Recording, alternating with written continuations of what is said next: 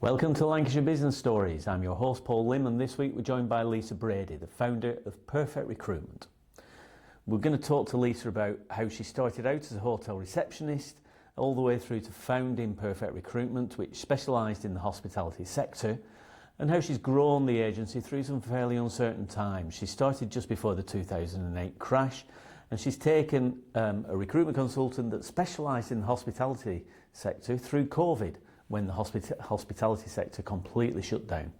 We'll look at some of the other challenges she's faced around cash flow and temporary staffing, and how she's looking to grow the agency in the future. If this is the first time that you're listening or watching, please hit the subscribe or follow buttons. We'd really appreciate that. Let's get to it. Lisa Brady, welcome to Lancashire Business Stories. Thank you for having me. It's an absolute pleasure. It's been a while since we've last spoken. We're going to talk about you and your journey from how you started off to how you became a business owner, what's going on in the recruitment industry, and what's next for Perfect Recruitment. Okay. So, first of all, just tell us about Perfect Recruitment. What exactly do you do? Who are you doing it for? Well, Perfect Recruitment is 18 years old, and it's a recruitment consultancy that deals with a lot of temporary staff and permanent recruitment. We cover the whole of the Northwest, have gone further, have been as far as London and Scotland, but predominantly we're very, very strong in the Northwest. Right. Based where? We're based in Chorley, right, centre of the universe. And what sectors do you deal with? We're very strong in hospitality. That's our bread and butter. But we have diversified probably since COVID, as you know. We went into construction, and then we merged with LHR recruitment and took over the admin and commercial work that they have as well, predominantly in the permanent market. Right, okay, brilliant. So how does Lisa Brady go from being somebody who's working for somebody else to having their own business? Tell us a little bit about your backstory. How did you get started in business before you became a business owner? Before I became a business owner, well, for many years I worked for a multinational recruitment agency, and I worked up to sort of a regional manager, and then I became a trainer when I had my first child, my daughter. There was redundancies looming at that time, and people behind the scenes had said, why don't you open your own? Why don't you do it for yourself? And I'd been given that much leeway. I thought, well, maybe there is something. I've never really had that confidence in myself. I think I have a lot of imposter syndrome. I went for it when redundancies came, opened up a little office in Chorley above Key Stage Recruitment, and started out as a recruitment specialist in hospitality, which is my passion. And had you always been in recruitment? Did you have a career before recruitment? No, I started, I always wanted to be a hotel receptionist. That was my biggest dream from school. I went on to catering college, and then I was a hotel receptionist for many, many years. And a gentleman called Peter Scarden came into the hotel one day, and he said he was doing pensions and selling pensions, and I went and met with him, and this was, I was only 18. And after talking to me, he said, you know what, you're wasted here. And I was like, no, I'm not wasted here. I said, free drinks Friday, Saturday, Sunday. It's a home from Sounds home. like you were wasted. Well, I was wasted all the time. I had my own bedroom, room 3A, had all my friends there. And he ended up saying, this is my wife's card, go and speak to my wife. And his wife, Claire, these people are full front in my life, still are. She was a manager for a Deco in Preston. Right. And I went to see her, and she placed me in my next two jobs, and then said, would you come and work for me? And I went to work for a Deco in Preston, was there for a few years, and then just worked my way up. And I was kind of like, how have I got to this? Yeah. Because, all I wanted to be was a hotel receptionist. Yeah. I suppose, were you always destined to specialise in hospitality when you started your own agency? Were you specialising in any particular areas when you were working for the other people? Yes, I was. Yeah, hospitality. Right. Yeah. It's my always passion. Been your love. Yeah, I love it. I love the industry. I'm passionate about the industry. I promote the industry at every aspect that I can. And it's a struggle for the industry at the moment. Let's talk about recruitment for a minute. Yes. Because sometimes recruitment gets a little bit of a bad rap. Yeah.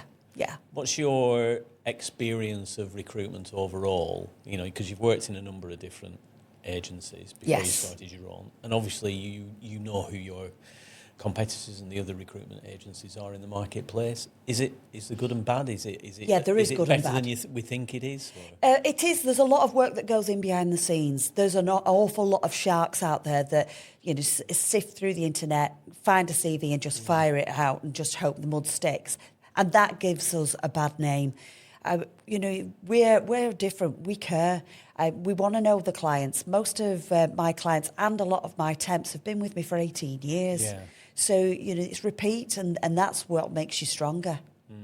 And we've had it ourselves, where we've had recruitment agencies approach us with applicants for jobs, and when we've talked to them, they've never even spoken to the recruitment consultant. Yes. Yeah, as you say, they've just dragged them off LinkedIn, Yeah. got the CV and said, we've got a job for you, put you forward, and away you go. Yes. That's not the way to run a recruitment It isn't. agency. No, you need It's to not know the your way to give candidates. your values. No, About there's your no client's value in it. There's no value to do that. No. But a lot of the bigger agencies were always about numbers as well. How many clients have you visited? How many CVs have you put forward? How many calls have you made? If that's not quality, it's more quantity, isn't it? And you're not building relationships, and that's what it's about. So 18 years ago, you took the leap, or Yes. you were pushed by Yes. your Pushed, mentors yes. of Yeah. the time into starting your own agency. And was it called Perfect Recruitment? It's when you always first been started? Perfect Recruitment, yes.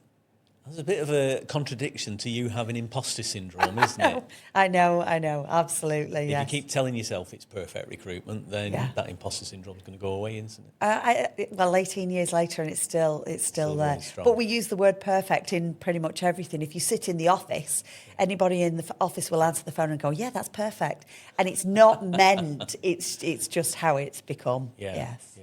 So how did you start off? Was it just you, or did you employ people straight away? It was just me. I opened in just before the crash in 2008. So, a couple of hard years. It was a hard 5 years. I took on an apprentice probably in about year 3.5. Again, probably not the greatest time. I was paying the staff. I wasn't paying myself. And that went on for quite a long time. Yeah. And so how did you begin to grow? Was it just natural? Did you have a plan? How did the growth come about? We grew, again, through relationships, people we knew. We managed to get hold of a contract in Preston. It was huge. The only issue for it was we had to pay out all the temp staff, and then we had to wait to be paid. Right. And there was a bit of a knife edge that if we weren't paid on Friday, it was game over. Yeah. We were paid, thankfully, and all the team were. But that booking went on for quite a while, and it was an awful lot of chefs. It was for a big booking in Avon Park. Right. And it just worked out, and that set us off. It meant we had cash flow. Yeah. So, and are you still doing that now with your temps? Do you pay Never them? wanted to go into the temp market. No. No, it was always a perm recruitment consultancy. But at the moment, we are running about 70% of on the temps market. Right. And is that just a sign of the hospitality market that nobody Yeah. wants to employ people on Nobody permanent wants contracts? to employ, yes, and it's going to get worse, I would think. And in terms of you've got three now, I suppose, in terms with the stuff that Laura Hartley's brought on board Yes, as well. yeah. You've got hospitality recruitment and those admin and Commercial, a lot in roles. renewables. We've done a lot in construction as well with that. How are the three sectors performing for you now? Permanent is definitely the renewables, construction, and sales and marketing, admin and accounts. Yeah. That's predominantly what it is. There's the odd perm placement going through on hospitality, but then generally all the hospitality is on the temporary side with the odd admin person and warehouse. And obviously you've been through a bit of a roller coaster Up over and the down, years. yes. When you first started, you had the crash quite Yeah, quickly afterwards, which obviously had an impact on your clients as well Yes, as your it did, business. yeah. And then COVID comes along. COVID, yes, where we met. Yes, absolutely. I think our first meeting was my last meeting before lockdown, Yeah. which was amazing. Walking in to see a hospitality client who was about to have a business shut down, really. Yeah. How did you come about to start thinking about other areas that you could get involved with? What was the sort of spark for you? Because Well, obviously our conversations definitely during COVID, and there was a gentleman that I worked quite closely with. Our kids were the same age; they both were swimmers, and he was a director for a large construction firm. And he said, I struggle. People just fire me CVs. I'm not interested in that. I want somebody that I can trust. And thankfully, he gave me quite a few bookings during COVID, and that helped us survive because we had site labourers, and we had gatemen at a few sites throughout the northwest, and that went on for about 18 months. Yeah. So while hospitality was coming out of the COVID, we still had these bookings that kept us alive. So we were able to bring everybody back from their jobs. Yeah. And would you say the hospitality market for you, in terms of the revenue that you're getting from that, has that climbed back to pre-COVID levels? No, or is nowhere it still near. well below? No, and it's absolutely nowhere near. Yeah. And is that purely because the business isn't there, or because there are other companies out there competing for it as well? I think that we do seem to see a few more competitors out there that are in the temp market that have sprung up overnight. But when I speak to some of the larger players in the industry, the big boys out there, when I mention who our competitors are, they've never heard of them. Right. So isn't that interesting? Yeah, it's very interesting, because I said, have you not heard of these? These are our competitors. Never heard of them. Yeah. I was like, really surprising. Well, Yeah, that's good for you. So Yeah. in terms of your business now, you've got those three sort of key areas for your business. Yes. What are the sort of percentages wise in terms of hospitality construction, and then the LHR stuff? I would say, majority of the perm recruitment is coming through LHR and that aspect, with about 30% hospitality. So on the temp side, again, it's a big switch. You're talking about 70% is hospitality, 30% on the other sectors. Right, okay. And how many people have you got now? There's 5 of us. Right. Which is surprising, because obviously before COVID, there was 8 of us. Yeah. But obviously our payroll is now bigger than before COVID, with less people. Yeah. And you're doing more work, and your business has grown overall revenue and profit-wise. How was it switching from working on your own to having a team of people? Oh, that's as a really manager hard, and a because you're responsible for everybody else and everybody else's livelihood and everybody else's issues and problems, and that is hard. You've got to have broad shoulders.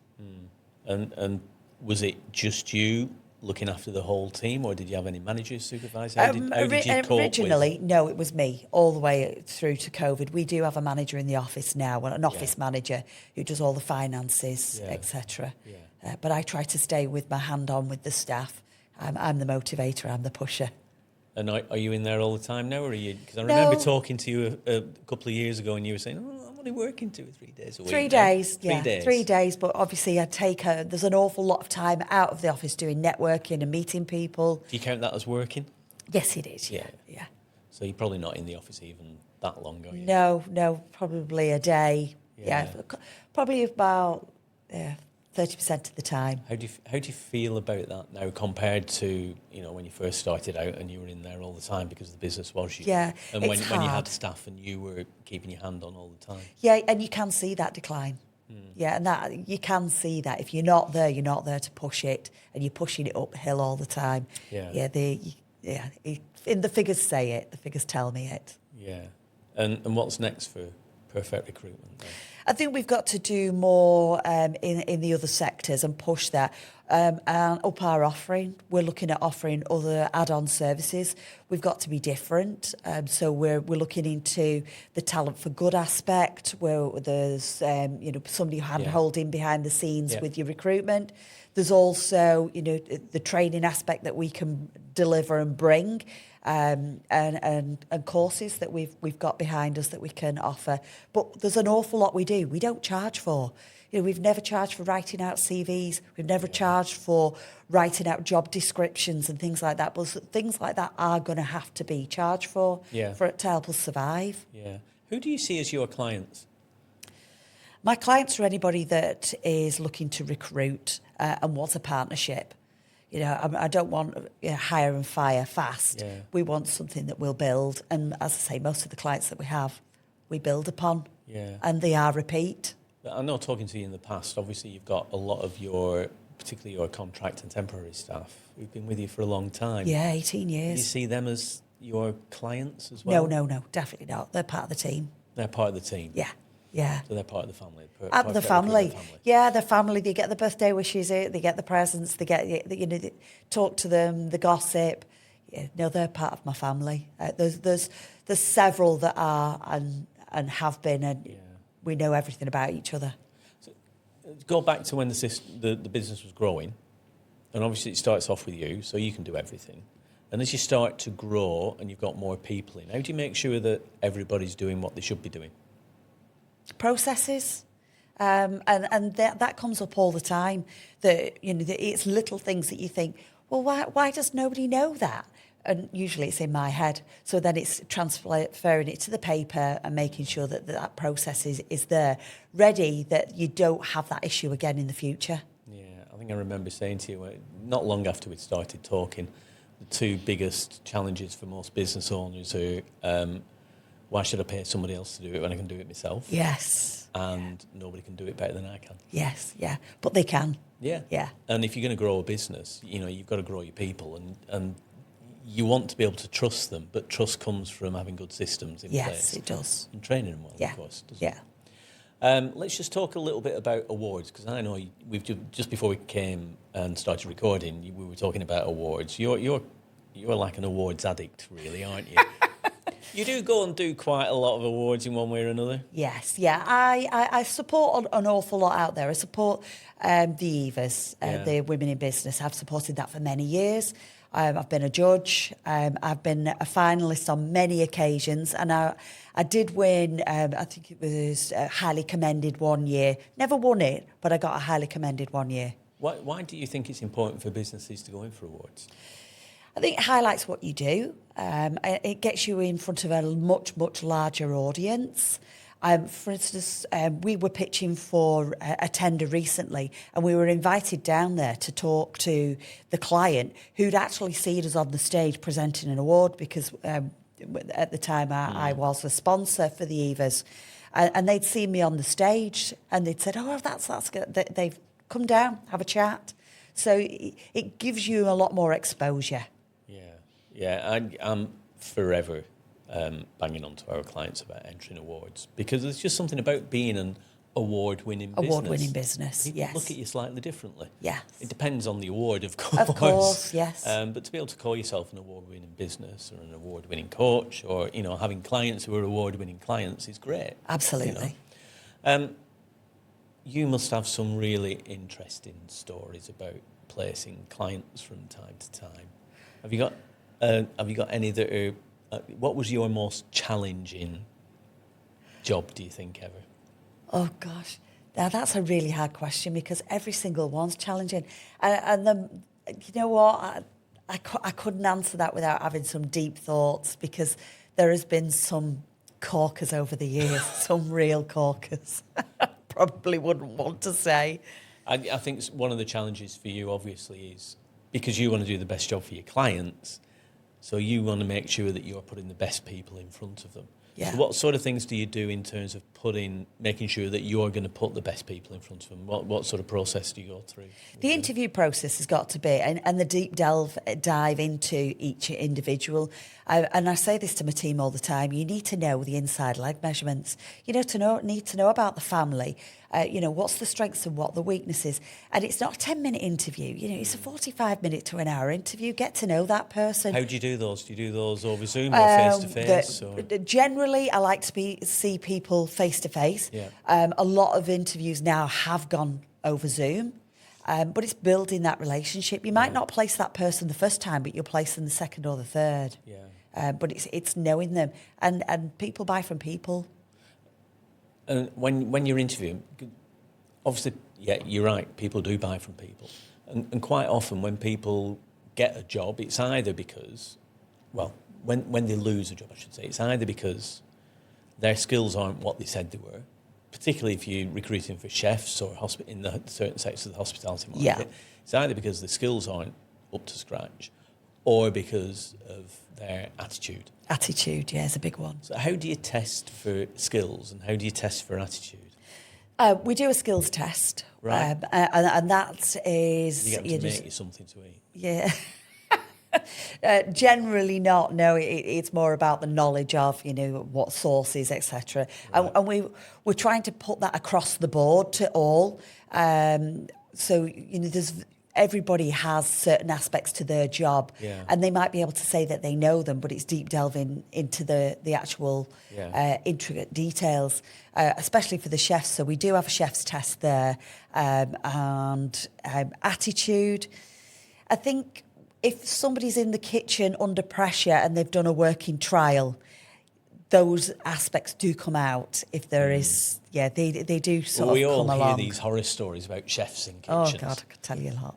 You just watch Gordon Ramsay on occasions. Yeah. But I think he's a pussycat, really. Yeah. But, there's some horror stories that I've heard about from different people. And I've been sat in restaurants where I've heard chefs screaming in the background. Yes. To the extent where I've almost got up and gone, what on earth is going on? Yeah. But attitude, as you say, under pressure, people start to... Their natural style comes out when people are under pressure. So being able to find that out beforehand is really important. So you said you do chef skills tests. Yes. So you talk to them about, asking questions about different aspects of cookery and etc. Do you actually do practical skills tests with them? No. Or do you have an expert chef who does We skills have tests got one guy that has basically said, because there's an awful lot coming up through the ranks now, and it's very easy to talk that talk, but we are in conversations with one of our guys that's been with us for many years to basically place them with, and he can check the knife skills and he can check their attitude. And I think that is something that we're going to look at in the future, because we've had our fingers burnt more than once. If the chefs are having their fingers burnt, their skills aren't up to scratch, are they? Yeah, absolutely. So more skills tests. Yes, yeah. And just attitude is so important, though, isn't it? It is, but the old school chef really doesn't exist anymore. The screaming, the shouting, the throwing the pans. I mean, when I was in hospitality, that was the norm. If the chef didn't like you, or you'd said something, or you brought a table in late, you'd dodge a pan being thrown at your head. Now that you're not allowed to do that anymore. No. Well, clearly not. Time has moved on. But there's I've heard a phrase a few times, which is people don't leave bad businesses, they leave bad managers. So if you've got a vast outflow of people from your kitchen, it's probably not down to them. It's probably down to the chef, culture. the manager they're working for, and the culture, and the chef they're working for. It is. But there's an awful lot of vacancies for chefs and not a lot of quality. So basically, one person can walk out of one job and walk next door and walk into that job. It's an employee's market. Yeah, and they do that these days. Yeah. So that makes it more difficult for you, or easier? It has made it difficult over the years, especially with the temp market. If they go into a kitchen and they go, no, like this, I'm off, and it's like, oh. But then we've got to replace and make sure that client's covered for service. Yeah. But again, it's looking into what the problems were. Why did the chef want to go? Was it hygiene? Is it something that we can deal with? Is it something we can help and support with? Yeah. If you must have had that happening a few times, where, do you get phone calls from people saying the chef that you placed just hasn't turned up? All the time, yeah. It's worse at the weekend. And it's generally new people. Yeah. It's generally new people, or people that have basically been readied on our system years ago. Yeah. And I say, well, it's new people, they want to give these guys a try. In the back of my head, I always go, a leopard doesn't change its spots. And we get burned. We were burned 2 weeks ago because we gave a guy another chance. And he said, no, I've changed. I'm a granddad now. I'm this and that. Yeah, Saturday came, no show. Yeah. They're red for a reason. Yeah. Right. And you tend not to give three chances. Three strikes and they're out. Yeah. Yeah. And if you get somebody like that, do you warn the clients that they're going to, that they've had an issue in the past, or do you go, right, okay, they've promised us, let's just go? We try to keep the clients you've got to be as honest as possible, because word gets around. Of course it does. Yeah, so if it was a car or sickness, we're heightened on it, and my advice to any of the team is, if that person's got 2 strikes against them, don't put them out on a Saturday morning or a Saturday afternoon, because you're only going to be picking up the pieces. You do it during the week, but you can pick it up and deal with it straight away and make sure the client is inconvenienced. How do you find your work? I mean, there's no secrets, these are, I suppose, in the recruitment industry. I know you do a lot of networking. Yes, yeah. How else, and referrals come from networking, and how else do you find the work that you're doing? Do you have a dedicated sales team that are on the phone? No, we're 360 recruiters, so we do the sales, we do the recruiting, we do the marketing between us. We did used to have dedicated sales. Unfortunately, that's a thing of the past. So we all do all the jobs. I'm out doing the networking. Some of the girls go and do a little bit of networking, but is more the sales and the marketing side. You must have a relatively easy task, given that, particularly in two areas of where you work, because it's easier to identify your target markets. In the hospitality market, I'm sure you know virtually everybody, restaurant and pub and hotel in your geographic area of expertise. Yeah. Similarly, in the construction industry, it's relatively easy to get a list of construction companies that you can work with. The other sector isn't quite so easy. So I'm sure LHR brought a list of existing customers with you. How do you go out and find new clients in that sector? It's marketing the candidate. If you've got a really good candidate, it's matching that candidate to the clients that you believe they would fit with, and it's taking that candidate out to market. So in terms of marketing, do you find the candidates first and then go out and market? Generally, rather than going, have you got any jobs? Let's try and find a candidate. If somebody comes to us with a position, we fill that position. But generally, there's 2 or 3 really, really good candidates that are left behind that haven't got that role for whatever reason, maybe location, one box wasn't ticked. So those candidates we then work with to try and find them a position, and that's where we get the candidates from. Right. Let's talk about advice then. If you've got, if there's somebody out there who's thinking about moving to a new role for whatever reason, what kind of advice would you give them so they're really well prepared for when they come and see you and for when they go off to see other people for interviews? Okay. The main one is it's easier to get a job from a job. Being unemployed, it's a lot more difficult and it's a lot more stress. So if you're in a position and you're looking, that's a great place to be. Make sure your CV's up to date. We can help with that. Keep your CV precise. Nobody wants to read War and Peace. Keep it to a maximum 2 pages. And if you're put forward for an interview or a vacancy, make sure you do your research, because 9 times out of 10, the first question is what do you know about this business? What do you know about the company? If you know nothing, the next person is going to know something and they'll stand out. And you do want to stand out in this market. We recruited a while ago, going back, so just after COVID, for a marketing person. And we put it out on all the job boards and everything. We got a lot of applications coming for it. And then the next part of it was a telephone interview. And one person rang up and Sean, our client success manager, took the calls. And they said, what job was this for? And it turned out that this person was somebody that I'd personally bought, there was a marketing role, I'd personally bought some marketing merchandise from not long ago, and they had no idea they'd applied for the job. They'd just got this phone call to say, and they just clicked apply on the job boards. So that's sort of a case of not being prepared, because they knew us. They knew Action Coach, they knew me. But they were just, what job's this for? Oh, we get that all the time, yes. They didn't progress. They didn't progress. So there must be some killer questions that you always ask candidates. When you always see lots of TikToks and Instagram reels and of killer questions that people will get asked in interview and things to prepare for.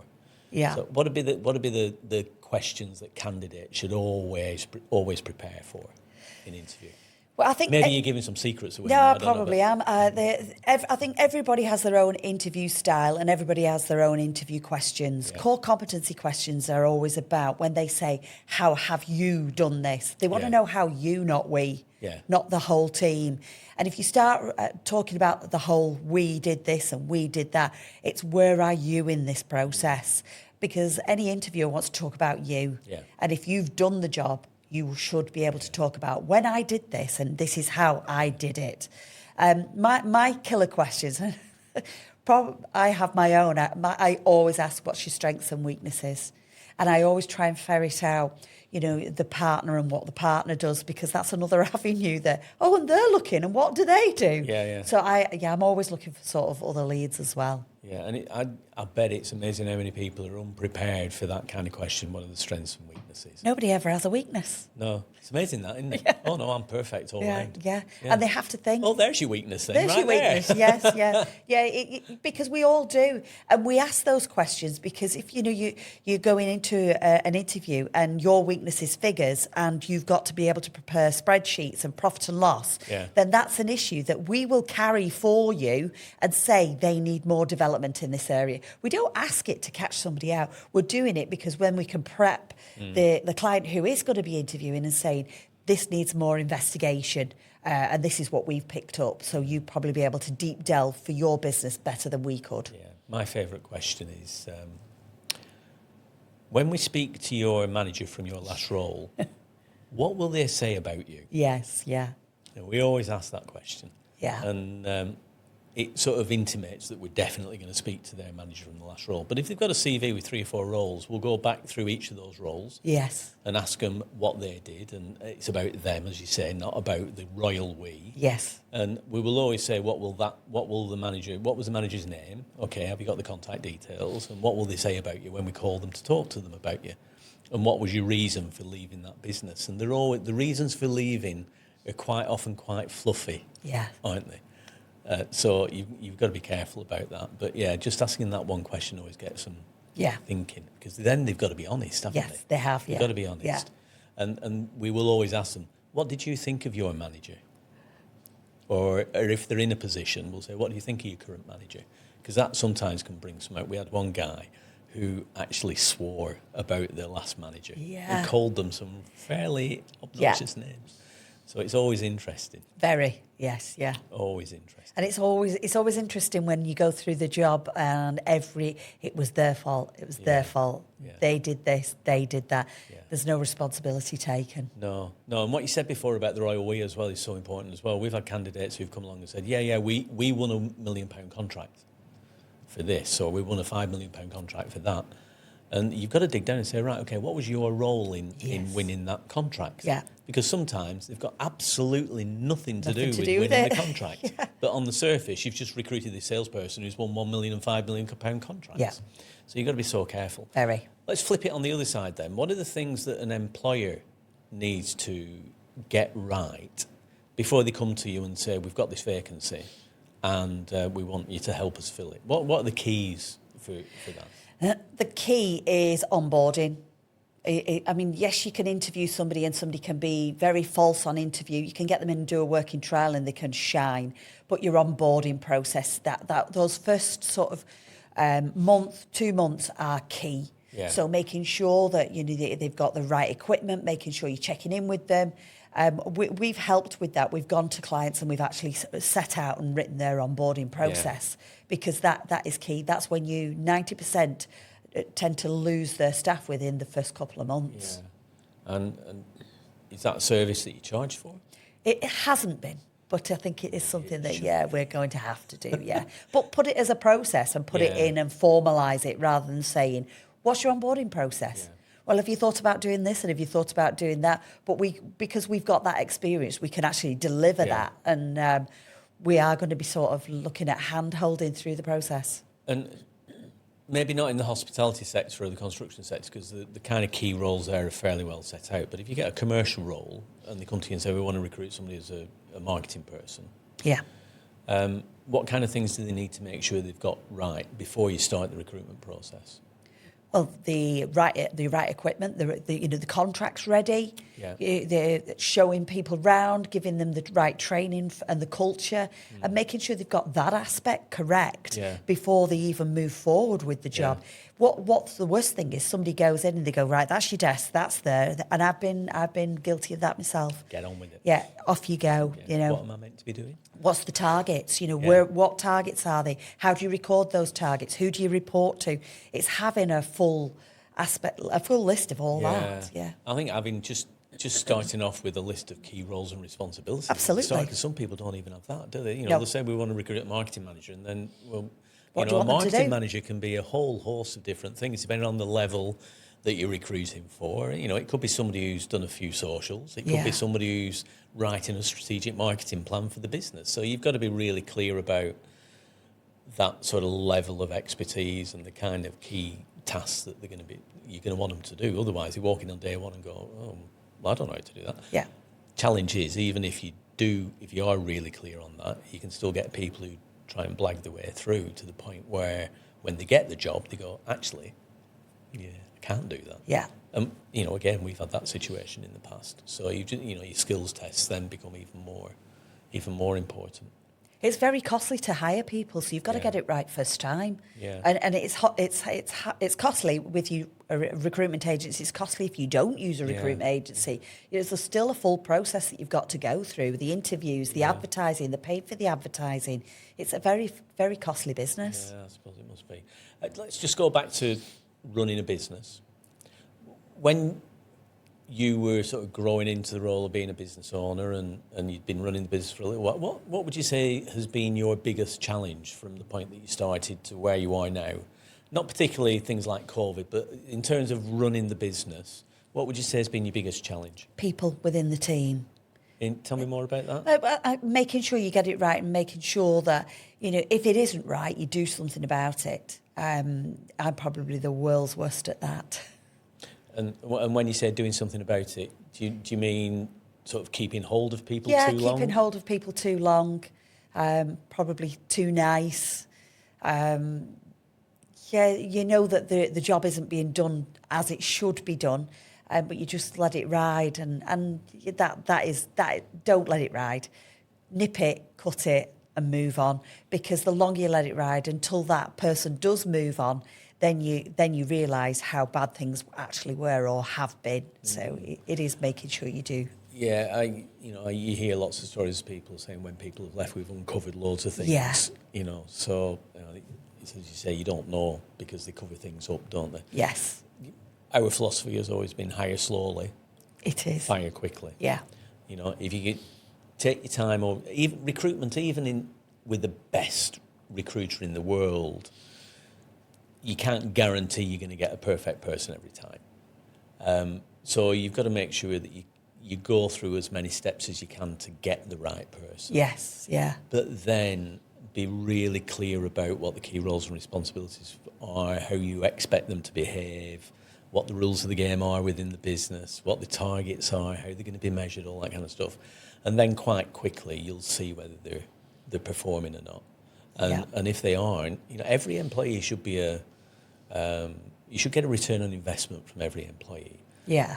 And that's either because they're doing a fantastic job and they want to go the extra mile, or because they're in a sales role and they're bringing in a lot more profit than it costs you to employ them, or somebody in a role where you're winning your time back because they're doing something that you were doing previously and they're doing it better than you.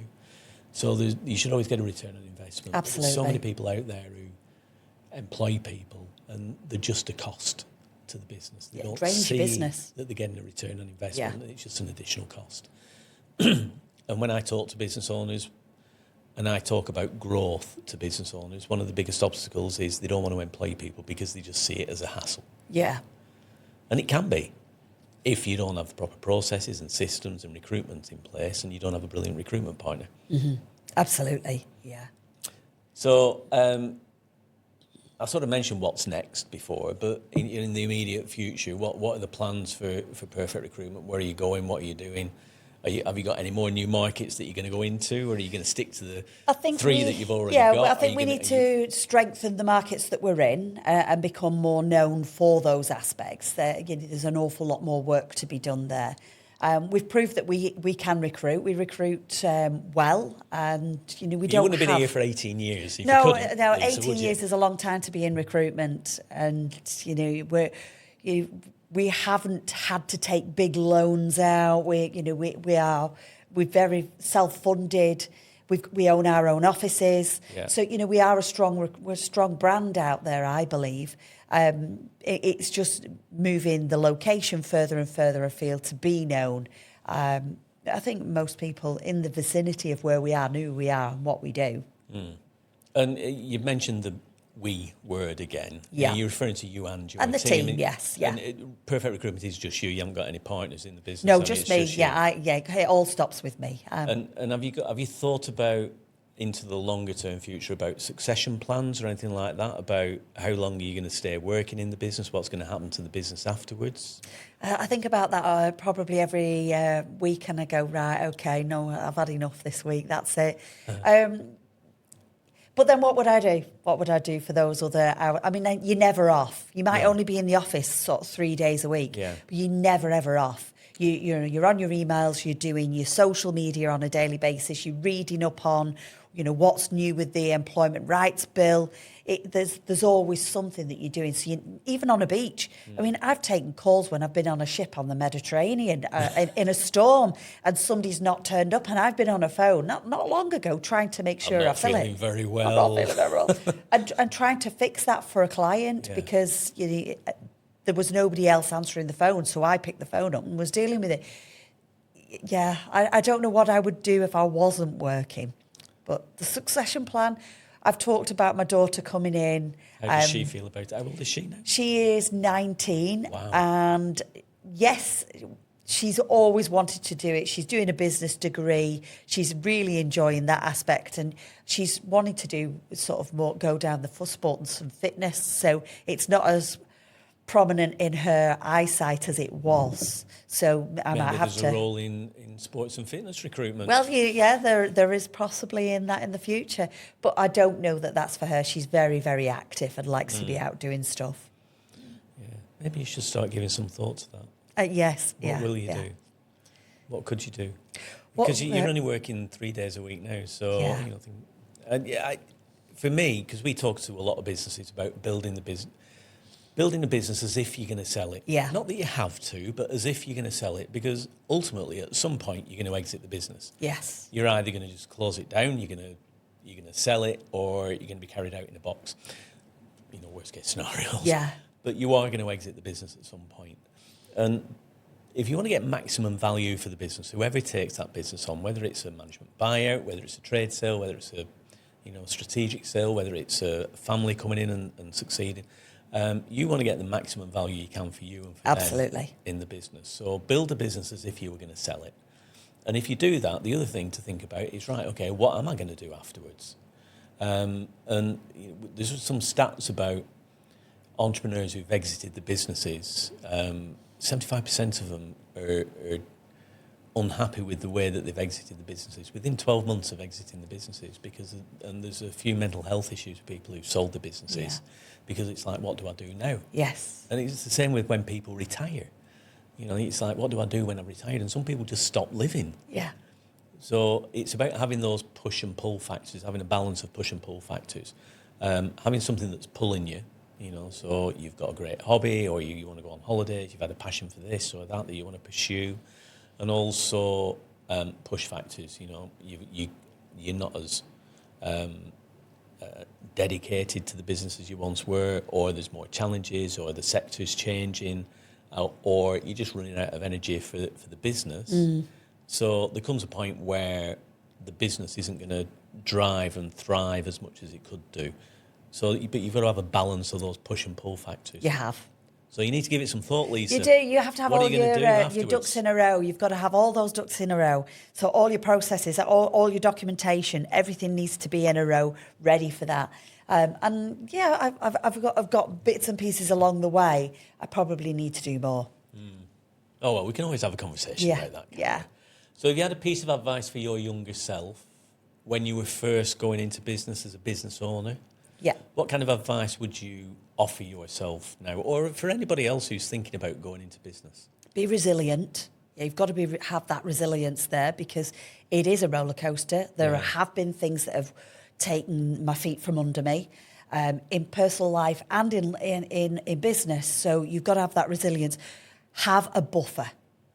Don't rely on anything else. Have a buffer with cash, because if you haven't got that buffer there, something can come along and that will wipe you out. You're always on that knife edge. That Yeah, you talked about absolutely. earlier. Yeah, you need something behind you. Yeah. You know, have a pot, a savings account that's something that you can draw on if you need to. Yeah. And make sure you pay into your pension. Yeah, I'm amazed how many younger people don't have pensions, Yeah. and they really should do, because Yes. you can make yourself really comfortable in later life if you just sacrifice a tiny little bit. Yeah. Now, definitely. And obviously you've had 18 years of experience as a business owner. Yes. What would be your biggest piece of advice to other business owners who are out there? We're in uncertain times, obviously, at the moment, and businesses are up and down. What advice would you give to other business owners who are out there? There's an awful lot of consultation still going on, and you can get that off the .gov website, read through your sector, have a look at it, and if you want to make comments and be part of that process, get involved.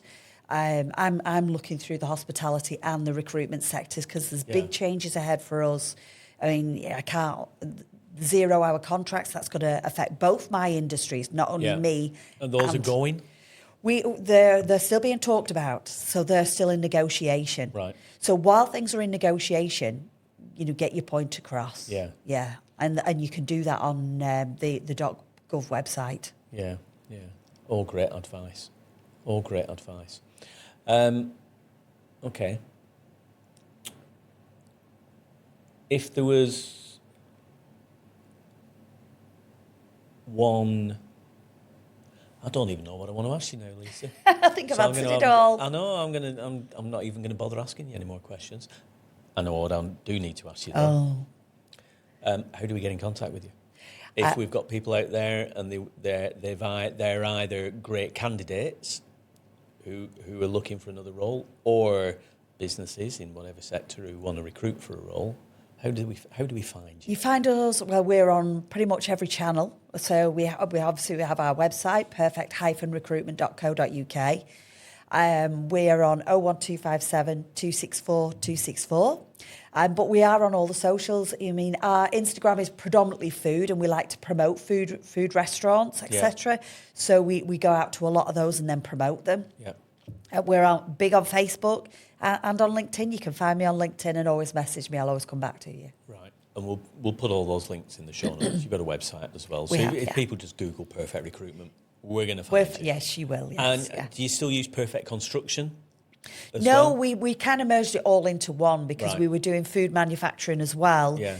There was an awful lot of bits and pieces that we thought, well, do we go down that one? So we put it all together and just carried on with Perfect Recruitment. Brilliant.